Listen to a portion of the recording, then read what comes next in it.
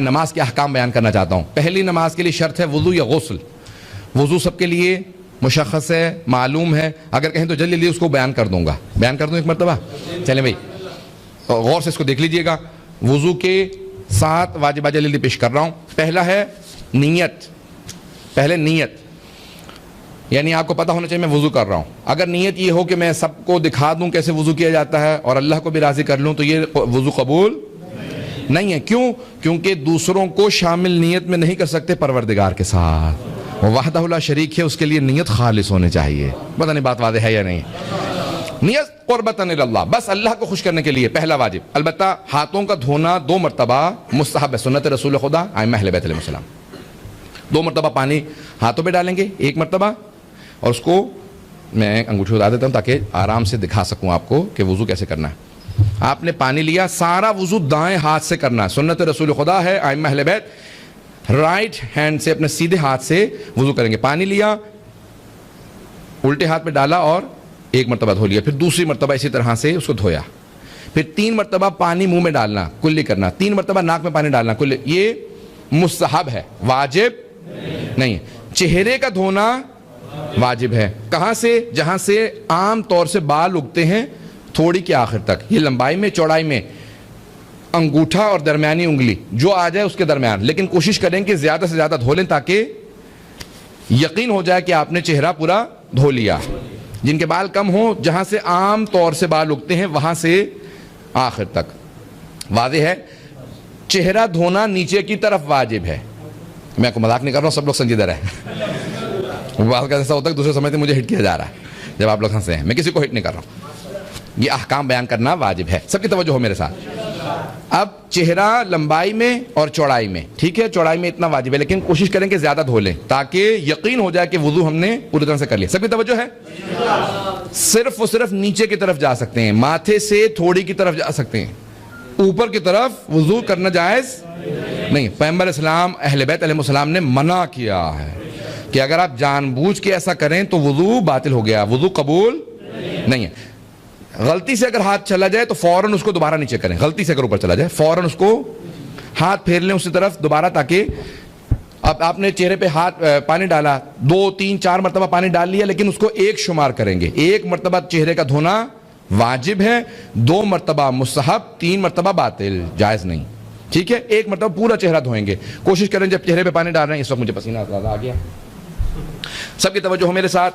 کہ جب چہرہ دھو رہے ہیں تو چہرہ دھوتے ہوئے آپ کیا کریں گے؟ چہرے پہ پانی ڈالا اور جب دھو رہے ہیں تو آنکھوں کے سائیڈوں پہ ہاتھ لگا دیں. بعض اوقات ہاتھ نہیں پہنچتا, ناک کے ہاتھ لگا دیں اور اس طرح سے ہونٹوں کے دونوں طرف, تاکہ ہر جگہ پانی پہنچ جائے, ہر جگہ پانی پہنچ جائے. نمبر 1. نمبر 2, سب کی توجہ ہو, اگر داڑھی جیسے میری اس وقت گھنی ہے, کھال نظر نہیں آ رہی, تو پھر کھال تک پانی پہنچانا واجب نہیں ہے. لیکن اگر کسی کی داڑھی نہیں ہے یا داڑھی بہت باریک ہے کہ کھال نظر آتی ہے, تو پھر کھال تک پانی پہنچانا واجب ہے. یہ بات واضح ہے سب کے لیے؟ اب چہرے پہ پانی ڈالا, کلیئر ہو رہا ہے سب لوگوں کا؟ یہاں پہ جو سوالوں کا انسان ہاتھ کھڑا کر کے سوال کر سکتا ہے. جلدی جلدی بیان کروں گا, یہ ساری چیزیں احکام بیان کرنا واجب لازم سمجھتا ہوں. تو اب آپ کا چہرہ دھونا واجب, ٹھیک ہے, آپ نے دھو لیا چہرہ. اس کے بعد پھر یہ دوسرا واجب. تیسرا واجب ہے دونوں ہاتھوں کا دھونا, پہلے دایاں پھر بایاں. پانی کیسے لیں گے؟ مستحب ہے, سنت رسول خدا ہے کہ دائیں ہاتھ میں لے کے بائیں میں ڈالیں. واجب نہیں ہے, لیکن سنت رسول خدا یہی ہے. اہل بیت علیہ السلام پانی لیتے تھے, دائیں ہاتھ سے بائیں ہاتھ میں ڈالا. مردوں کے لیے کوہنی سے ڈالیں گے اور آخر تک پورا دھونا. خواتین کے لیے کوہنی کے اندر سے پانی ڈالنا مستحب ہے, پہلا یہاں سے دوسرا وہاں. مردوں کے لیے کوہنی سے پہلے ڈالیں گے, بعد میں یہاں پانی ڈال کے اس کو پورا آخر تک, کلائی تک دھونا کافی نہیں ہے, انگلیوں کے پوروں تک دھونا لازم ہے. کوشش کریں کہ ہر جگہ پانی چلا جائے, ہر جگہ پانی چلا گیا, ٹھیک ہے. اسی طرح سے الٹے ہاتھ کو دھو لیں. اب یہ جو پانی بچ گیا, اسی سے سر کا اور پاؤں کا مسح کرنا, اور پانی باہر سے نہیں لینا. یہ نہیں ہے کہ آپ نے خشک کیا اس کے بعد پھر باہر سے پانی لیا اور مسح کر لیا, یہ وضو باطل ہے, قبول نہیں ہے. آپ نے اسی وضو سے سر کا مسح کرنا ہے. سر کا مسح کیسے کرنا ہے؟ اتنے حصے میں, یہ جو سر کا اوپر کا حصہ ہے, دونوں طرف اگر زخم ہو یا پٹی وغیرہ ہو تو پھر سائڈ پہ کر سکتے ہیں یا پیچھے کر سکتے ہیں, لیکن نہیں تو واجب ہے کہ سامنے مسح کریں. 1 انگلی کی لمبائی چوڑائی پہ مسح واجب ہے. اتنی لمبائی اور چوڑائی, جتنی 1 انگلی شہادت کی انگلی جسے کہا جاتا ہے, اتنی عام طور سے اتنی لمبائی چوڑائی کا مسح واجب ہے. 3 انگلیوں تک رکھنا مستحب ہے, واجب نہیں. سب کی بات ہے یہ. جب مسح کر رہے ہیں تو سر کو ہلنا نہیں چاہیے, یہ مسح قبول. سر رکا رہے, انگلی سے ایسے آپ نے مسح کیا, یہ مسح قبول ہے. یہ بات واضح ہو گئی. اب آپ نے جب مسح کر لیا, سر کا مسح ہوا, اسی طرح سے پاؤں کا مسح. یہ آپ کا دایاں پاؤں, پہلے دائیں پاؤں کا مسح کریں گے, پھر بائیں پاؤں کا مسح کریں گے. دائیں پاؤں کا مسح دائیں ہاتھ سے, بائیں پاؤں کا رائٹ فٹ رائٹ ہینڈ سے, لیفٹ فٹ لیفٹ ہینڈ سے. یہ آپ نے مسح کرنا ہے. پہلا نیت, دوسرا چہرے کا دھونا, تیسرا دونوں ہاتھوں کا, چوتھا سر کا مسح, پانچواں دونوں پاؤں کا مسح. اس کے بعد ترتیب واجب ہے, آگے پیچھے ترتیب نہیں کر سکتے. اور پھر موالات, پے در پے, یعنی ہر چیز وداؤٹ گیپ, فاصلے کے بغیر. چہرہ دھو لیا, اس کے بعد باتیں بوتیں کر لیں, اس کے بعد پھر کہا چلے میں ہاتھ دھو لیتا ہوں. ہاتھ دھوئے, وہاں سے آ کے جرابیں اتاری, آرام سے بیٹھ کے سر کا مسح کیا, پاؤں. یہ وضو نہیں ہے, مذاق ہے. وضو جو ہے موالات کے ساتھ کرنا واجب ہے. کلیئر ہو گیا؟ کوئی سوالات تو نہیں ہے یہاں پہ؟ جلدی سے اس کو مکمل کر کے آگے بڑھوں. اچھا, پاؤں بھی نہیں ہلنا چاہیے. مثال کے طور پہ ہوا میں معلق ہے, آپ نے پاؤں اٹھایا اور ہلتے ہلاتے ایسے پاؤں ہل گیا, یہ مسح نہیں ہے. پاؤں رک جائے اور پھر مسح کریں. پاؤں رکا ہوا ہو, یا زمین پہ رکھیں یا اپنے گھٹنے پہ رکھ لیں, کسی بھی جگہ پہ رکا ہوا ہو پاؤں, جب اس کا پاؤں کا مسح کریں. ٹھیک ہے, ایک بات. اس کے علاوہ پھر اگر غسل ہے تو پھر غسل کے احکام میں, بچے موجود ہے اس لیے میں جلدی اور ریکارڈ بھی ہو رہا ہے, تفصیلات میں نہیں جا سکتا, ممبر کے احترام میں سب کے ذہنوں میں.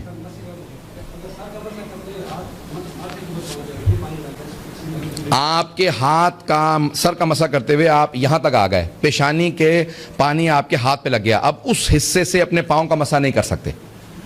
اب آپ اپنی ہتھیلی سے پاؤں کا مسح کریں, کیونکہ چہرے کا پانی اب آپ وہاں پہ استعمال نہیں کر سکتے. غلطی سے ہو جائے اس کو استعمال نہیں کرنا چاہیے. ٹھیک ہے, یہ جلدی سے مکمل ہوگا کام. جن لوگوں کو پتہ ہوتے ہیں وہ زیادہ پیچیدہ سوال کرتے ہیں. نہیں, میں آپ کو احترام میں کرنا تو یہ سب کو جانتا ہوں میں. سب کی توجہ نہیں, اچھے سوال ہے, کیونکہ نوجوانوں کے لیے واضح ہونا بہت ضروری ہے.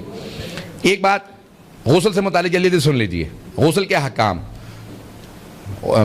مستحب غسل بھی ہوتا ہے, جیسے آج جمعے کا. جناب امیر فرماتے ہیں کہ پیغمبر نے مجھ سے کہا, یا علی اگر اتنے پیسے ہوں کہ یا کھانا کھا لیں یا غسل جمعہ کر لیں, تو کھانا نہ کھائیں, غسل جمعہ کر لیں. غسل جمعہ کرنے والے کا جسم قبر کے اندر کیڑے نہیں کھائیں گے. جو غسل جمعہ کرتا ہے, جن کی آپ کو سالم جسم مل جاتے ہیں, وہ غسل جمعہ کرنے والے ہوتے ہیں. اگر مومنین کو فضائل غسل جمعہ پتہ ہوں تو وہ پیسے دے کے جا کے جگہ تلاش کریں, غسل جمعہ وقت پہ کریں.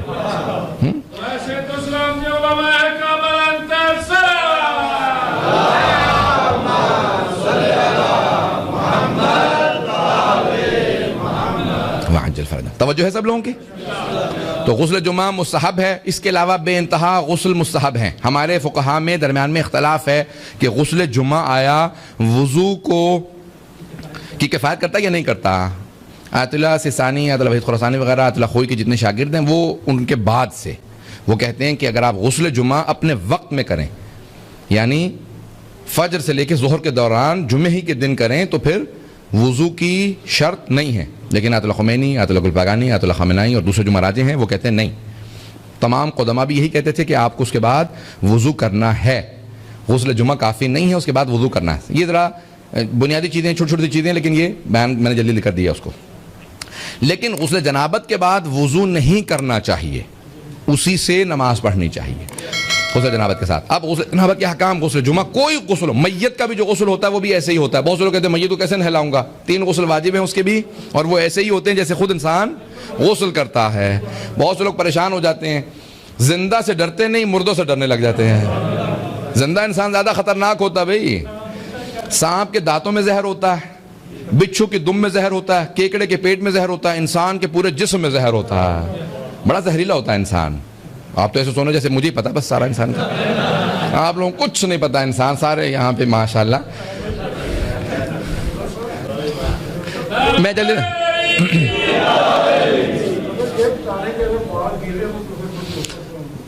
گیلے بالوں پہ مسح نہیں ہوتا. گیلا اگر چہرہ, سن رہے ہیں سب لوگ, چہرہ گیلا ہے, ہاتھ گیلے ہیں, اس پہ دوبارہ آپ وضو کر سکتے ہیں. لیکن اگر سر گیلا ہو اور پاؤں گیلے ہوں تو وضو مسح نہیں ہوگا اس میں. کیوں؟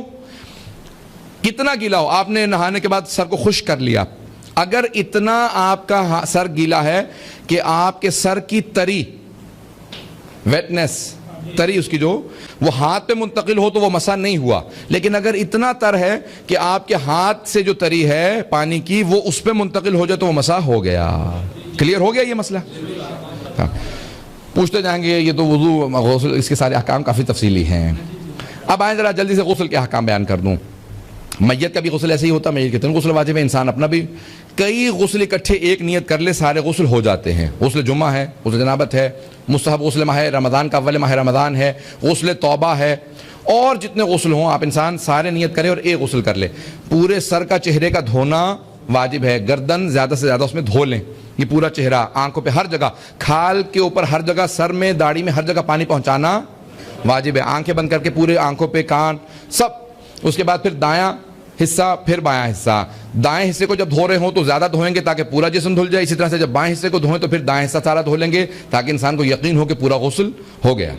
جب انسان غسل کر لیتا ہے، غسل کی حالت میں نہ ہو تو مسجد میں نہیں آ سکتا، یہ امام بارگاہ، مسجد میں نہیں جا سکتا، قرآن کو ہاتھ نہیں لگا سکتا، اللہ کے ناموں کو، اہل بیت کے، محمد وآل محمد کے ناموں کو ہاتھ نہیں لگا سکتا۔ 7 آیات سے زیادہ تلاوت کرنا مکروہ، لیکن واجب سجدے والی آیات کی سوروں کی تلاوت کرنا حرام۔ تو جب انسان جنابت میں ہوتا ہے اس کے احکام بہت سخت ہیں، اس لیے انسان کو فوراً غسل کرنا چاہیے۔ اب تیمم کے جلدی احکام بیان کر دوں، سب کی توجہ ہے؟ تیمم بھی جلدی بیان کر دوں۔ غور سے دیکھ لیجئے، اگر انسان کے سامنے پانی نہ ہو، بدل از غسل یا بدل از وضو، اسی طرح سے اگر انسان کے لیے پانی مضر ہو، پانی بہت ٹھنڈا ہے، سردی بہت زیادہ ہے، انسان اگر نہائے گا تو بیمار ہو جائے گا، شریعت نہیں کہتی بیمار ہو جاؤ۔